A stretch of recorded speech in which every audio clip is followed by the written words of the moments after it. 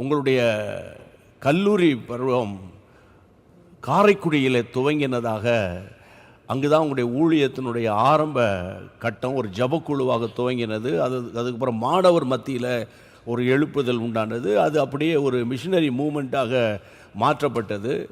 அதை பற்றிய அந்த துவக்கத்தை நீங்கள் சொல்வீர்களே ஆனால் எங்களுக்கு மிகவும் ஆசீர்வாதமாக இருக்கும். 1962ஆம் ஆண்டு நான் 16 வயதினனாக இருக்கும் பொழுது ஆண்டவராய் இயேசு கிறிஸ்து என்னை ரட்சித்தார். நான் பிறந்து வளர்ந்தது தென் தமிழகத்தில் உள்ள நாசரேத் என்கிற ஊர். பெற்றோருடைய கண்டிப்பு இந்த நாட்களோடு ஒப்பிட்டு பார்க்கும் பொழுது ரொம்ப அதிகம் என்று தான் சொல்ல வேண்டும். எடுத்துக்காட்டாக, காலையிலே பைபிள் வாசித்து ஒரு வசனத்தை மனப்பாடம் பண்ணி அம்மாவிடம் சொல்லாவிட்டால் காலை சிற்றுண்டி கிடையாது. ஸோ எங்கள் வீட்டில் ரூல் வந்து நோ பைபிள் நோ பிரேக்ஃபாஸ்ட். நல்லா ஞாபகம் இருக்குது. எனக்கு ஒரு தம்பி உண்டு. ஒரு நாள் நாங்கள் 2 பேரும் ஏதோ காலையில் பிந்தி எழும்பிட்டோம். வசனம் மனப்பாடம் பண்ணலை. பைபிள் வாசித்தோம், வசனம் மனப்பாடம் பண்ணலை. அம்மா கிச்சனில் உட்காந்து விறகு வச்சுக்கிட்டு தோசை சுட்டுக்கிட்டு இருக்கிறாங்க. போய் கேட்குறோம். அம்மா வந்து தோசைக்கல்லேருந்து எடுத்துட்டாங்க. எடுத்து எங்கள் பிளேட்டில் போடுறதுக்கு முன்னால் என்ன வசனம் சொல்லு அப்படின்னாங்க. மம்மி இன்றைக்கி விட்டுருங்க, எனக்கு அவசரமாகிடுச்சு, ஸ்கூலுக்கு டைம் ஆயிடுச்சுன்னு சொல்லி பட்டினியாக போட்டாங்க. ஸோ நானும் என் தம்பியும் பல முறை பட்டினியாக நாங்கள் பள்ளிக்கூடத்திற்கு போயிருக்கிறோம். அப்படிப்பட்ட அது ஒரு சின்ன ஒரு எடுத்துக்காட்டு. அப்போ அம்மா வந்து அப்படி இருக்கும்போது எங்கள் அம்மா பேர் அன்பு. ஏன்னா பேர் அன்பு இவ்வளோ கொடூரமாக இருக்காங்களே அப்படின்னு சொல்லி நான் நினைப்பேன். ஏன்னா நானும் தம்பி பேசிக்குவோம்.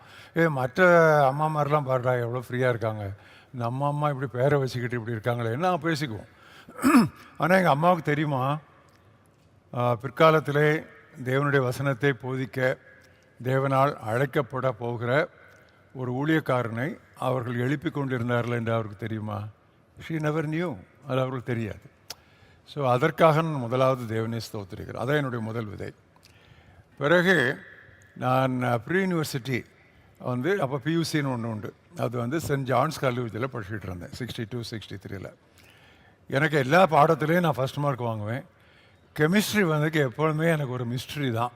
அது எனக்கு வரவே வராது. இந்த வித அதில் போடுவேன், அதுக்கில் போடுவேன். அதை ஈக்குவேட் பண்ணும்போது எனக்கு வந்து அங்கே தான் வந்து எல்லா ப்ராப்ளம் வரும். ஸோ யார் தான் இந்த கெமிஸ்ட்ரியை படித்ததோன்னு சொல்லிலாம் நான் வந்து கொண்டது உண்டு. எந்த பாடத்தில் ரொம்ப வீக்காக இருக்கோமோ அந்த ப்ரொஃபஸரை பார்த்தா ரொம்ப பயப்படும் இல்லையா? ஸோ கெமிஸ்ட்ரி ப்ரொஃபஸரை பார்த்தா எனக்கு ஒரே பயம். எப்படியாவது மேனேஜ் பண்ணி அங்கங்கே போயிடுவேன். அவர் ரட்சிக்கப்பட்டவர், அபிஷேகம் பெற்றவர். வசமாக மாட்டிக்கிட்டேன் ஒரு நாள் தெருவில். குட் ஈவினிங் சார்னு போனேன். குட் ஈவினிங்லாம் இருக்கட்டுங்க வாடா அப்படின்னாரு. கூப்பிட்டு என்ன எப்படி இருக்காருன்னாரு. சார் நல்லா இருக்கேன் சார் அப்படின்னு அடிக்கி போய் பதில் சொன்னேன். சும்மா இருக்கிற மனுஷன் பாக்கெட்டில் கையை விட்டு இந்த Gideons new testament, red new டெஸ்டமெண்ட்னு வெளியெடுத்தார்.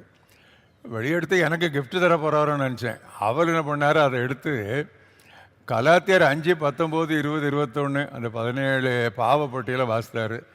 இது ரொம்ப தேவையா எனக்கு கெமிஸ்ட்ரி ப்ரொஃபஸர்கிட்ட இருந்து ரொம்ப அதை வாசித்துட்டு அவர் வந்து என்ன ஸ்டான்லி அப்படி தலை கீழே போட்டேன். பாவங்களெல்லாம் அறிக்கை பண்ணுன்னாரு.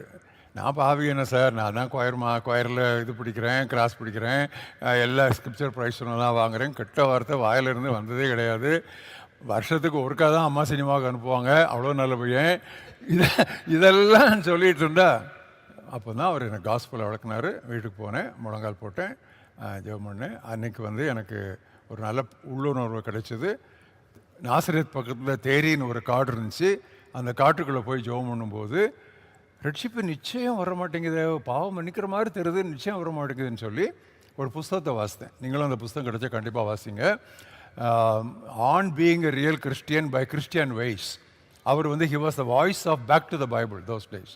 அங்கே ELS வந்து அதை உத்தம கிறிஸ்தவன்னு சொல்லி பப்ளிஷ் பண்ணியிருந்தாங்க. அதை வாசிட்டு இருந்தேன்.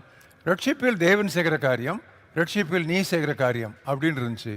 இதை வாசிக்கும்போது எனக்கு ரட்சிப்பு நிச்சயம் அப்படியே குதித்தேன்.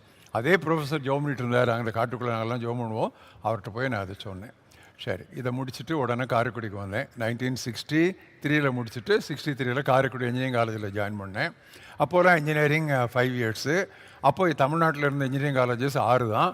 அதில் யாருமே தீண்டாத காலேஜ் தான் காரைக்குடி. அங்கே தான் கர்த்தர் என்னை அனுப்புனார். அங்கே போன உடனே நான் செய்த முதல் காரியம் அந்த லிஸ்ட்டை பார்த்து கிறிஸ்டியன்ஸ் யாராவது இருக்காங்களான்னு பார்ப்பேன். 40 பேர் சூஸ் பண்ணியிருந்தேன், அதில் ஒரு கிறிஸ்டியன் கூட இருக்கிறதா அபூர்வம். அவனை பார்த்து அவன் ஹாஸ்டல் போவேன். ஃபஸ்ட் இயர் செகண்ட் இயரில் ஹாஸ்டல் போகும்போது அவன் பயப்படுவான். ஏன்னா நாங்கள் ரேக் பண்ண வர்றோன்னு பயப்படுவான். ரேக்கிங் ரொம்ப ஜாஸ்தி அந்த நாட்களில். ஆனால் எப்படியோ பயந்து நமக்கு ப்ரேயருக்கு வாரம் வருவாங்க. அப்படி 2 பேராக சேர்ந்து அந்த குழு ஒரு 12 பேர் உள்ள குழுவாக மாறிச்சுது. தினமும் சாயங்காலம் 6 மணிலேருந்து 7:30 வரைக்கும் காட்டுக்குள்ளே ஜெபம் பண்ணுவோம், பைபிள் படிச்சு. அப்போ எங்களுக்கு அதிகமாக எங்களை உணர்த்தின காரியம் இந்த பாக்கெட் நியூ டெஸ்டமெண்ட்டில் இந்த எஃபிஷியன்ஸில் இருக்கிற நான் கிறிஸ்துவுக்குள் யார், my position in Christ, who ஆம் ஐ இன் கிரைஸ்ட், அதுதான் எங்களை ரொம்ப அப்படியே துள்ளுவோம்.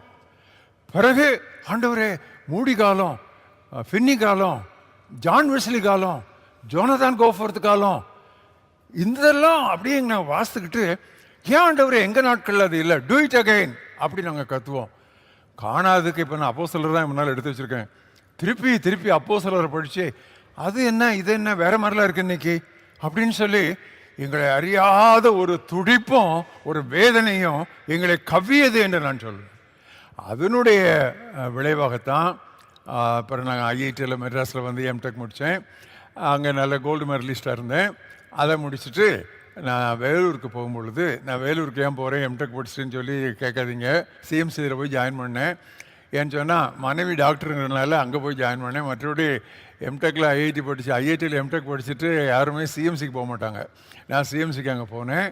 அங்கே போயிருக்கும்போது தான் அந்த ஃபஸ்ட் இயரில் இந்த ஆசீர்வாத இளைஞர் இயக்கத்தை ஆரம்பித்தோம்.